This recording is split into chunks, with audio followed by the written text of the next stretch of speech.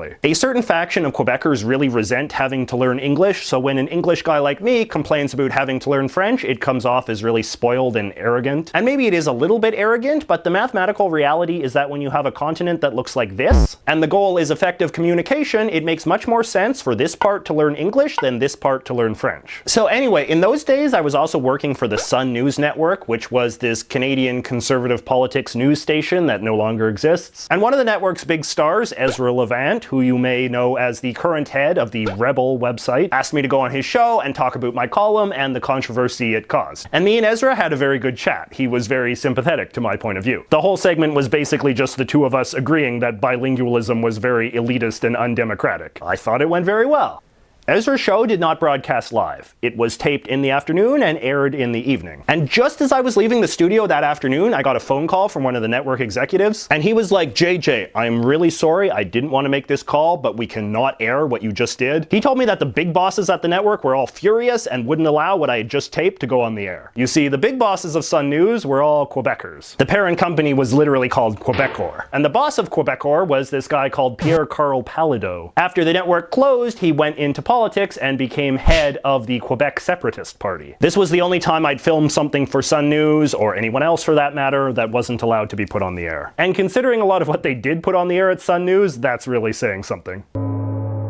Last year, in fact almost exactly 1 year ago today, there was this big mass shooting at a Quebec mosque. A white guy opened fire during prayers and killed 6 Muslim men. Now this was obviously a monstrous tragedy and not the kind of thing that people expect to happen in Canada, except that it does happen in Canada a fair bit, but mostly in Quebec. So for the last year I have been a contributing writer at the Washington Post, writing about Canadian issues for an international audience, and when the mosque shooting happened, they asked me to write something about it. And I did, and I noted how within my lifetime there had been more acts of mass, politically motivated public violence, terrorism basically, in Quebec than any other part of Canada. In 1984 there was a mass shooting in the Quebec Parliament. In 1989 there was a mass shooting at a prominent Quebec university. In 1992 there was another university shooting. In 2006 there was yet another university shooting. And in 2012 there was a botched mass shooting at a Quebec political rally. So here is part of what I wrote about the phenomenon in the Washington Post. French-speaking Quebec is often held up, and certainly holds itself up, as Canada's most essential region, home to a precious set of peculiarities that help make Canada the marvelous place it is. On issues such as post-secondary education, childcare, and ironically enough, gun control, progressive Canadians laud its social democratic policies as moral exemplars, and the province has played an outsized role in pushing Canadian politics to the left. Privately, English Canadians are far less defensive. They grumble about Quebec's dark history of anti-Semitism, religious bigotry, and pro-fascist sentiment, facts which are rarely included in the otherwise self-flagellating official narratives of Canadian history. They complain about the exaggerated deference the province gets from Ottawa as a distinct society and nation within a nation, and its various French supremacist language and assimilation laws, which they blame for creating a place that's inhospitable, arrogant, and yes, noticeably more racist than the Canadian norm. And now, they have good reason to observe that the province seems to produce an awful lot of lunatics prone to public massacres, who often explicitly justify their violence with an argument of dissatisfaction towards Quebec's unique culture. The mosque shooting has been quickly politicized by the Canadian left, who have seized upon its useful victims to say the sorts of things they were going to say anyway. Canada is both a wicked Islamophobic place that must check its various privileges,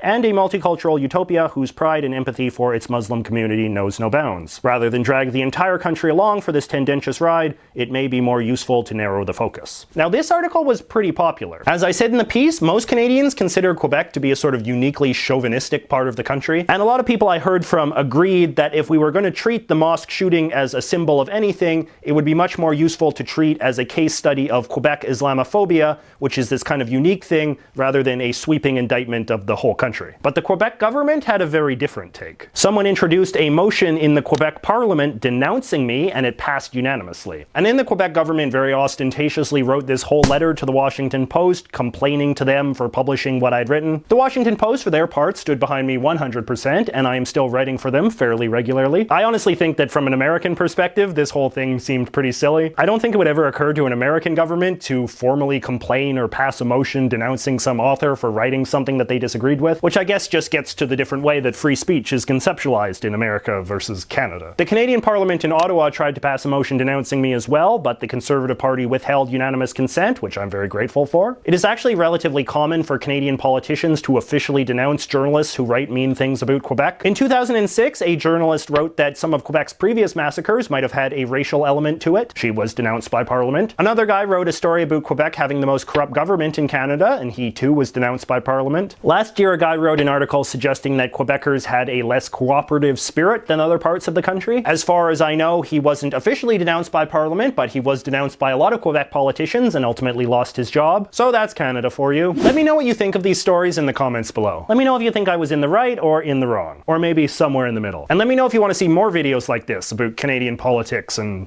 drama. If you like this video, don't forget to like and subscribe, and as always, don't forget to click the little bell buddy so you can join the elite notification squad. It's not as elite as the Canadian bilingualism squad, but it will have to do.